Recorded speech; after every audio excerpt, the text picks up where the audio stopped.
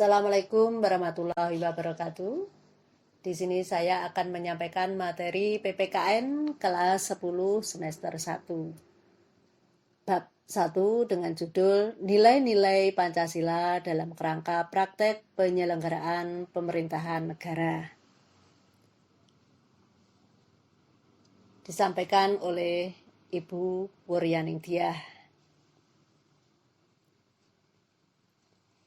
Untuk yang pertama, materi yang akan saya sampaikan yaitu dengan adanya sistem pembagian kekuasaan Negara Kesatuan Republik Indonesia, yaitu mengenai konsep pembagian kekuasaan Negara Kesatuan Republik Indonesia.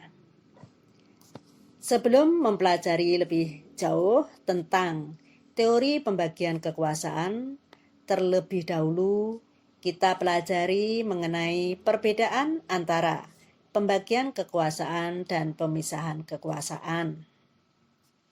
Pemisahan kekuasaan berarti kekuasaan negara itu dipisah-pisah dalam beberapa bagian, baik mengenai bagiannya maupun fungsinya. Sedangkan pembagian kekuasaan berarti kekuasaan negara itu memang dibagi-bagi dalam beberapa bagian, yaitu legislatif, eksekutif, dan yudikatif, tetapi tidak dipisahkan. Hal ini membawa konsekuensi bahwa di antara bagian-bagian itu dimungkinkan ada koordinasi atau kerjasama.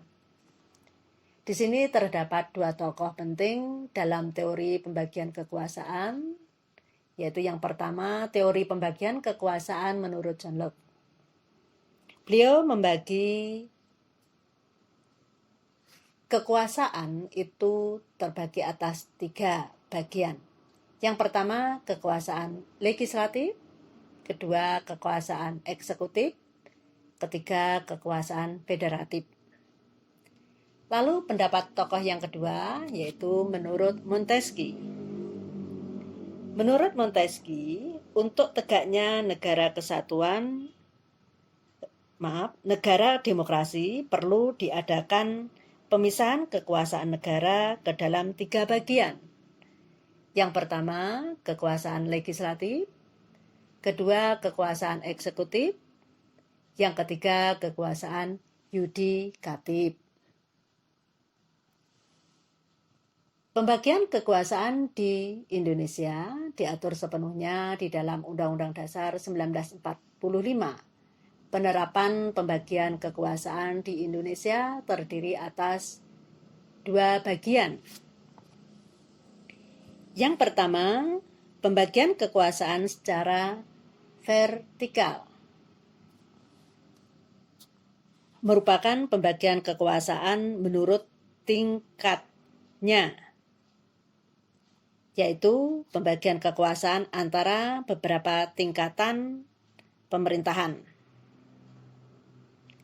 Berdasarkan ketentuan tersebut, pembagian kekuasaan secara vertikal di negara Indonesia berlangsung antara pemerintahan pusat dan pemerintahan daerah, yaitu pemerintah provinsi dan pemerintahan kabupaten atau kota. Pembagian kekuasaan secara vertikal muncul sebagai konsekuensi dari diterapkannya asas desentralisasi di Negara Kesatuan Republik Indonesia. Dengan asas tersebut, pemerintah pusat menyerahkan wewenang pemerintahan kepada pemerintah daerah otonom, yaitu provinsi dan kabupaten atau kota, untuk mengurus dan mengatur sendiri urusan pemerintahan di daerahnya, kecuali urusan pemerintahan yang menjadi wewenang pemerintah pusat, yaitu kewenangan yang berkaitan dengan politik luar negeri, pertahanan, keamanan, justisi, agama, moneter, dan fiskal. Lalu yang kedua, Pembagian kekuasaan secara horizontal, yaitu pembagian kekuasaan menurut fungsi lembaga-lembaga tertentu, yaitu legislatif, eksekutif, yudikatif. Berdasarkan Undang-Undang Dasar Negara Republik Indonesia tahun 1945, secara horizontal pembagian kekuasaan negara dilakukan pada tingkatan pemerintahan pusat dan pemerintahan daerah. Pembagian kekuasaan pada tingkatan pemerintahan pusat berlangsung antara lembaga-lembaga negara yang sederajat. Pembagian kekuasaan pada tingkat pemerintahan pusat mengalami pergeseran setelah terjadinya perubahan Undang-Undang Dasar Negara Republik Indonesia tahun 1945.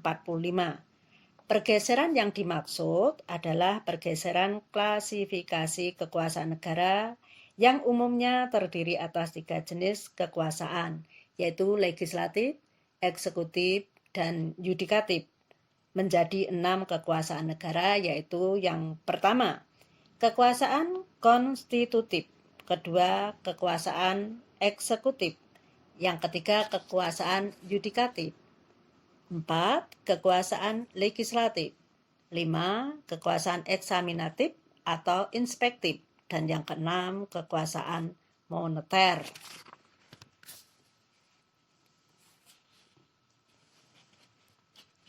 Lebih lanjut, yaitu untuk yang kedua, pembagian kekuasaan Negara Kesatuan Republik Indonesia sebelum amandemen dan sesudah amandemen.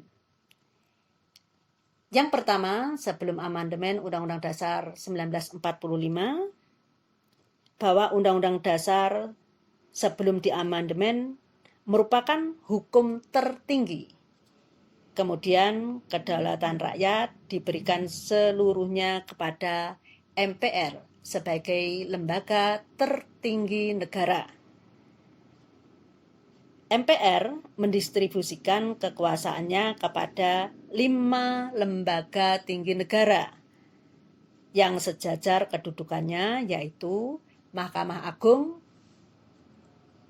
Presiden, DPR, DPA, BPK. Lalu yang kedua, setelah amandemen Undang-Undang Dasar 1945, negara kita masih menganut bentuk trias politika menurut Montesquieu, yaitu legislatif, eksekutif, yudikatif. Namun, pembagian kekuasaan ini tidak lagi antara lembaga tertinggi dan tinggi negara. Setelah dihapuskannya MPR sebagai lembaga tertinggi negara, melainkan antara pemerintah pusat dan pemerintah daerah. Sistem ketatanegaraan Indonesia sesudah amandemen Undang-Undang Dasar 1945 dijelaskan sebagai berikut. Undang-Undang Dasar merupakan hukum tertinggi di mana kedaulatan berada di tangan rakyat dan dijalankan sepenuhnya menurut Undang-Undang Dasar. Demikian materi yang saya sampaikan pada pertemuan pagi ini. Dan untuk selanjutnya, tugas untuk Anda yang pertama, cari dan pelajari materi dari buku atau sumber media lain. 2, buat bagan sistem ketatanegaraan Negara Kesatuan Republik Indonesia sebelum amandemen Undang-Undang Dasar 1945 dan sesudah amandemen Undang-Undang Dasar 1945. Demikian pertemuan kita pada pagi ini. Terima kasih atas perhatiannya. Wassalamualaikum warahmatullahi wabarakatuh.